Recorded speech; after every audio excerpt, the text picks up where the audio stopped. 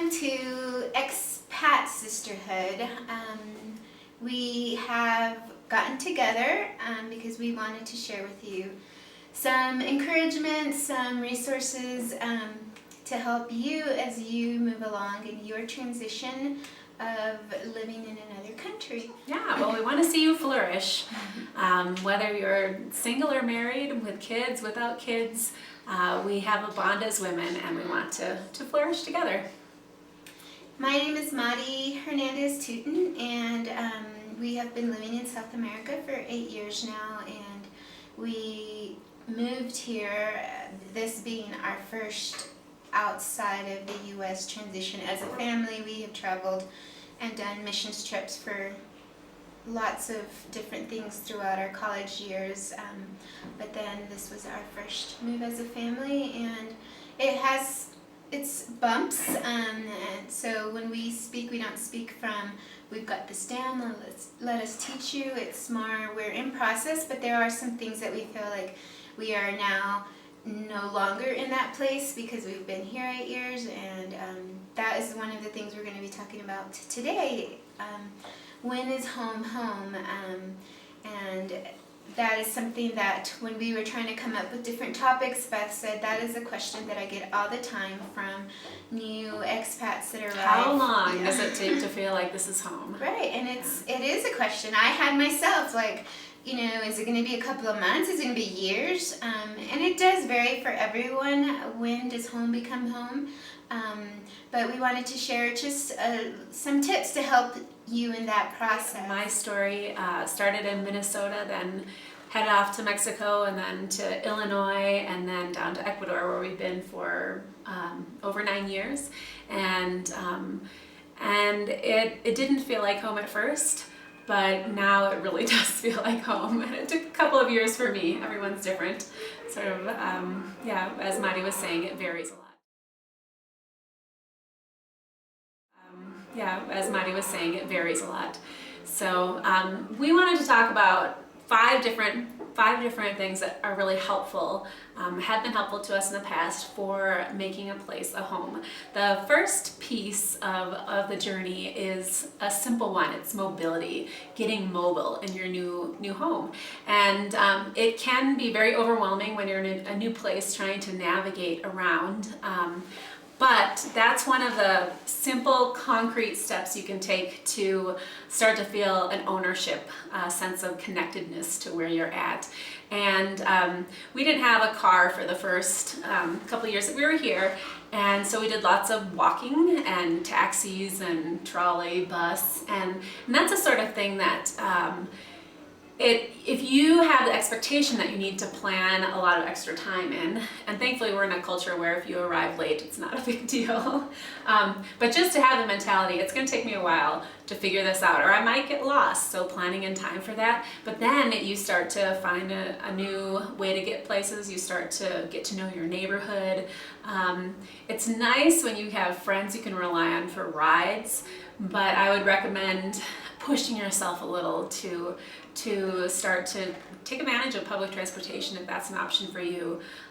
Or getting a car was something we were advised early on, that the people who get cars are the people who stay longer. I don't know that it's not a hard and fast rule, but I do see the connection there, that once you have a vehicle and you're able to get out and create memories in a broader range of places, that was really helpful for us. Getting outside of our city, because we live in a city, experiencing more of the country that we live in, which is gorgeous, and that I think is really helpful for putting down roots, feeling like, boy, when someone mentions this city, I've been there and that was a beautiful place. I have memories that come to mind. Or someone says, oh, you know that place where you can camp, and yes, that's the place where we cooked over llama dung fires. That was great. And that sort of, those sort of memories give you a rootedness and a sense of belonging, which is important for feeling like you're at home.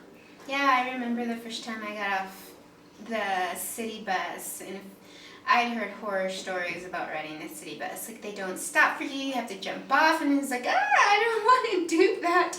So I avoided the city bus for years.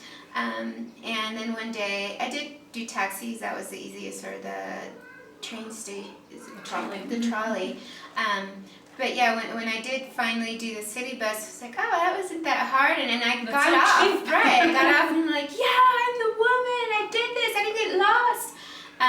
So yeah, it does give you a boost of confidence that you might need at the moment because everything's new and you're trying to figure it out. Second point I wanted to touch on was embrace, don't replicate.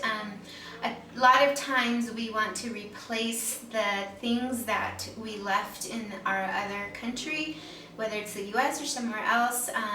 We wanted to replace the restaurant that had that amazing food, the grocery store that had all the stuff that we wanted, the friends that we miss. Our church. Right, your church, all of these things, the school that your kids were in that was excellent and now you're in this situation. So, really just get that out of your mind, even though you aren't thinking that you're going down that direction, when you are not pursuing certain things because they're not going to meet up to your standards from before. It's about expectations. Right, right.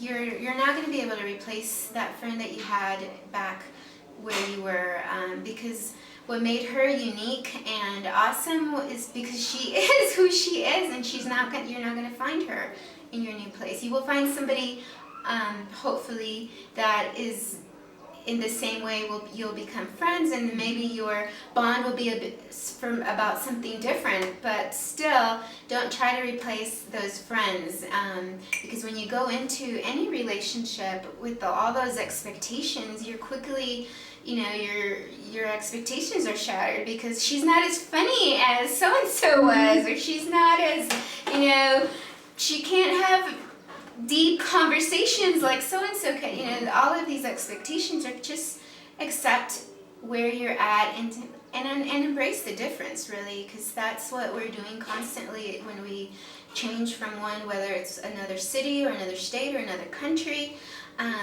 We are learning to embrace those differences that are around us, because when we do that, we can live in that moment instead of in the past or what it's going to be in the future. But you're living in that moment and embracing those differences, and that time really helps with that transition, especially at the beginning.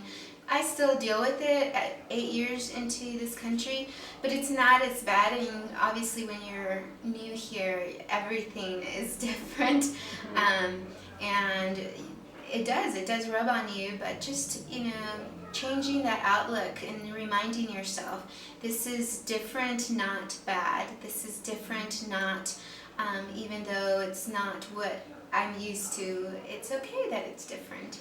Yep. That's what we signed up for, right? But I think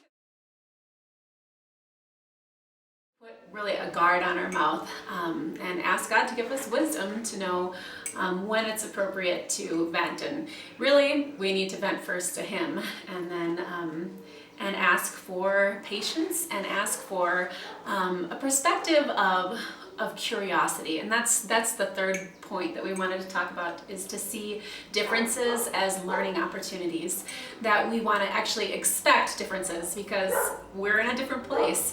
And instead of, though sometimes the differences will grate on us, to try to change our mentality and think, okay, why is it that this culture does things in this different way, instead of complaining about, oh, it drives me nuts that this culture does this in a different way. And I think it's really helpful, back to the embrace, don't replace idea, that if you can find a national friend or hopefully multiple national friends, but people who can be sort of cultural guides and liaisons to you, people you can ask questions about. I don't understand why is it every time we go into the room we have to greet every single person in the room? Can you explain a little more?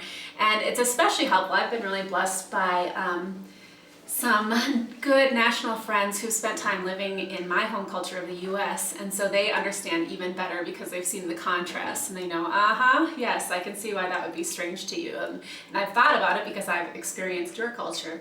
And that way you can kind of think of yourself as a cultural detective or a cultural anthropologist, that you're trying to understand this host culture better, and you're expecting differences instead of feeling caught off guard by them. So yeah. Yeah, I remember I ran into an expat. I didn't know her, and we just ended up talking, and she was really frustrated. And I think it was just, hopefully it was one of her bad expat days, but she was just frustrated, and she said, I just came back from this city and everyone speaks Spanish, and then I come to this church and everyone is speaking Spanish. So as much as embracing your surroundings, getting mobile and adventurous is important, and embracing, not replacing the new experiences and looking for learning opportunities, attitude, good expectations, these are important things. We don't advocate like fake it till you make it and stiff upper lip all the time. I mean, we have to also realize that there's a great deal of loss that's involved in transitioning into a new home, a new country, a new culture, a new language. And so it's important to find time to let yourself grieve in healthy ways. Which brings us to our fourth point.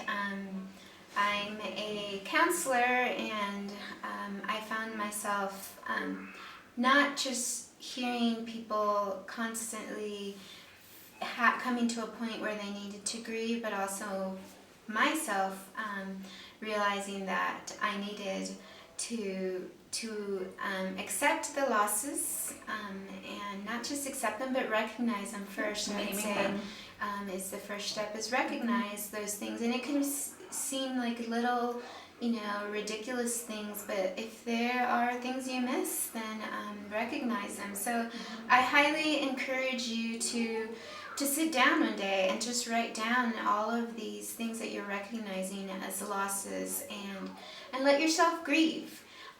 It's all right to cry. Yeah, definitely. I've had plenty of those moments.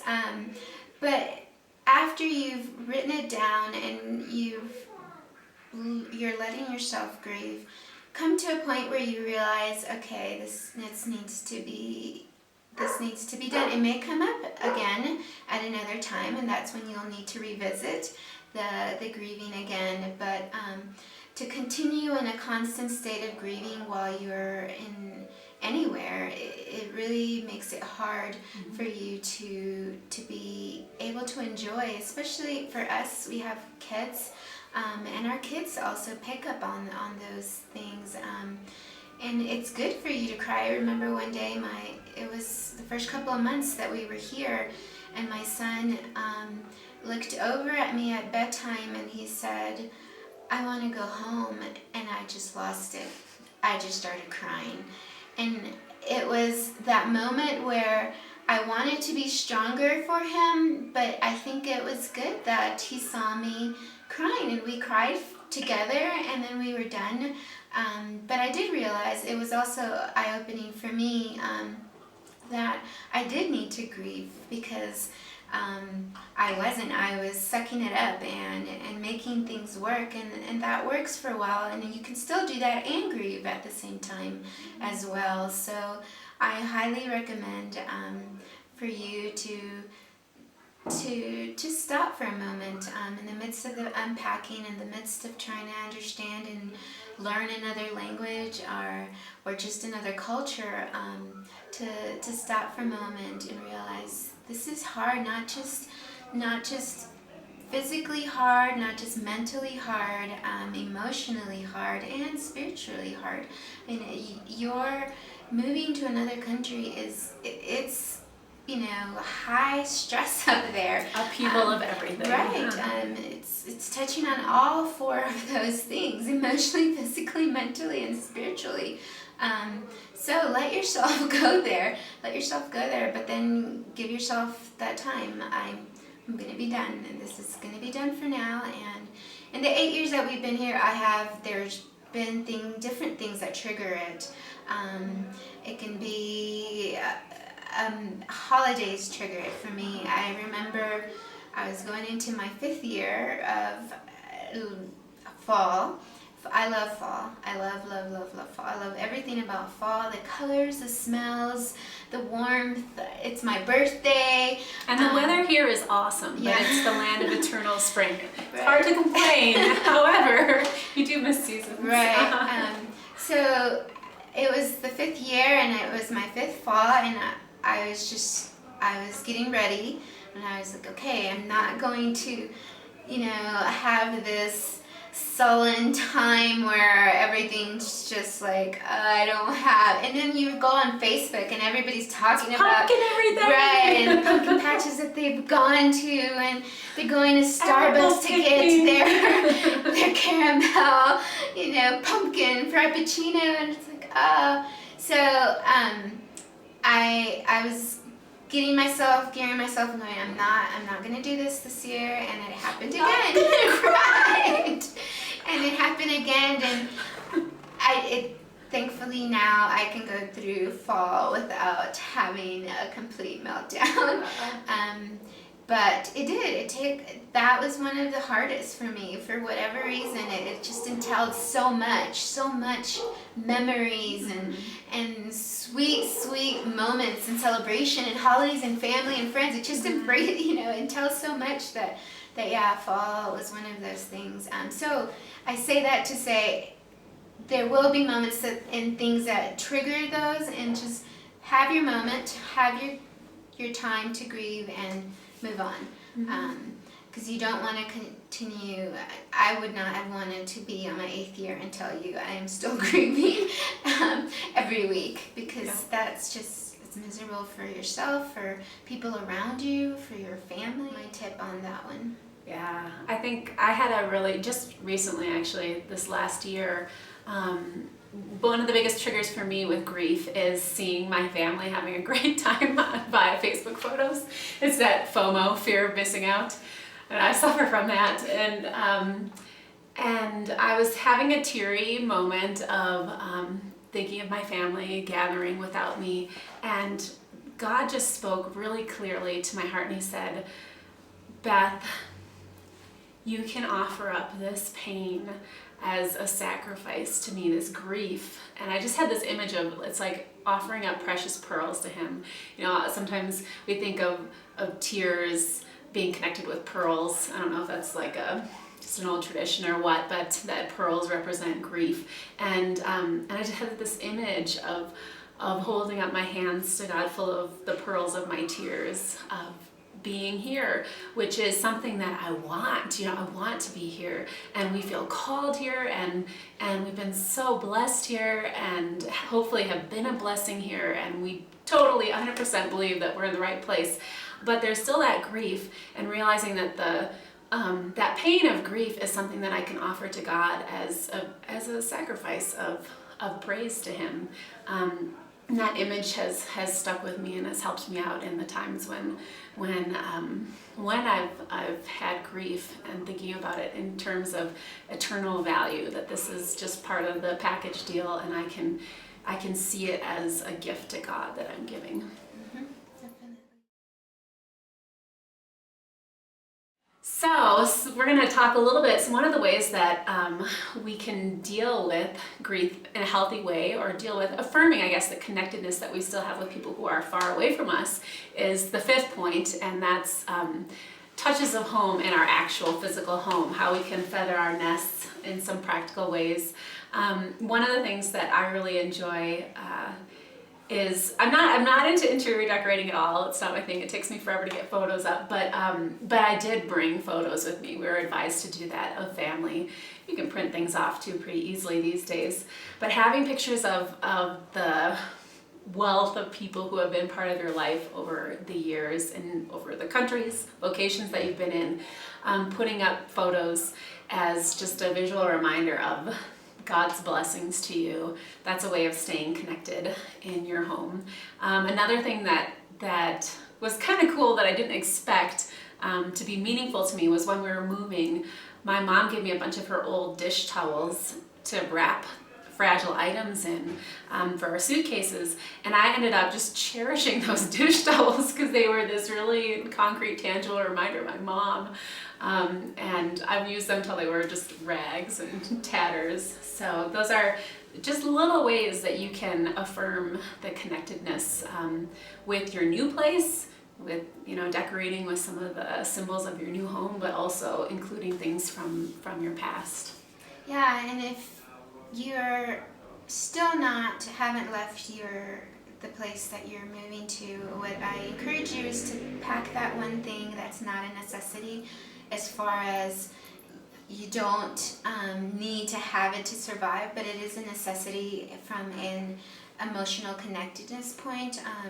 For us, it sounds so funny now, ridiculous, but we brought our ice cream maker because that was something that we did in the States all the time. And my husband loved making homemade ice cream, and it was a family affair. So in the midst of we could only pack 4 suitcases was our ice cream maker. Gonna come. Right. I brought my KitchenAid. So whatever really it heavy. is, that one item that's not necessarily you need to have to survive. But it was, we did it for, we don't do it as much now, but the first couple of years we were able to use it to have people over and host, and who doesn't want homemade ice cream? Mm-hmm. So it was just a really neat way to even make community in our new place that we didn't even realize. We were just bringing it for ourselves, selfishly thinking we want our homemade ice cream. But yeah, so I highly encourage to bring that one item. Also, another thing, since I was talking about holidays, is make sure that whatever it is, even though that country doesn't celebrate your holiday, for us, there's tons of holidays that do overlap here in South America, but there's some that don't, and they're even celebrated in a different way. Thanksgiving is not obviously celebrated outside of the U.S., but it's one that we celebrate. Every year. My house looks fallish, as Beth was saying. It's spring year round here, and we love it. But in the fall, if you come to my house in October, November, you will see all of the browns and orange shades and reds, the dark, deep colors in my house, because that is what makes me feel and helps me in that time. And also, I want my kids to grow up not forgetting their holidays from heritage. Right, from what we do celebrate, and we even use that as a time to invite our Ecuadorian friends over for a Thanksgiving meal so that they can enjoy our holiday with us. So yeah, those are 2 of the things. And just as Beth was saying with decor, I do enjoy decorating. She's very good at it. But you don't, like she said, you don't have to really be into major decorating, but figure out what are those things that room in your house that needs to be the place that you're going to start with. Sometimes it's overwhelming because you have one big empty place with very little furniture, or much less, very little decor, or even more, very little decor. So start with that one room. For us, it's our dining room. Our dining room is the place that we are constantly in. Our dining room table was one of the first things we needed to have. This is a dining room table. It's where homework happens, where art happens, where devotionals happen, where deep conversations happen, where we enjoy food together, not just as a family, but with friends. So that was the room that I spent some extra time trying to make homey the first couple of months, and then we moved on to the living room and kitchen, etc., and our bedrooms. So yeah, if you're feeling overwhelmed, just start with one room. Don't try to decorate the whole house in a week, because especially if you're needing to shop, it's going to be overwhelming. Just start with the one room and write your list of the things that you need to shop for, and then move from there. So yeah, I really encourage you to continue if you are already in your new place and are struggling or thriving at wherever you find yourself. We chose Flourish because it is the first thing that came to my mind is we grow where we're planted, and some plants don't always grow where they're planted, but we want to be the ones that flourish where we're planted. I really encourage you to find that piece that you need to work through, and work through it, and in the process, even while you're working through it, to find that connection and community in where you're at, so that you can have a sweet time and make sweet memories, even if it's a short time, to really fully be present where you are. Mm-hmm.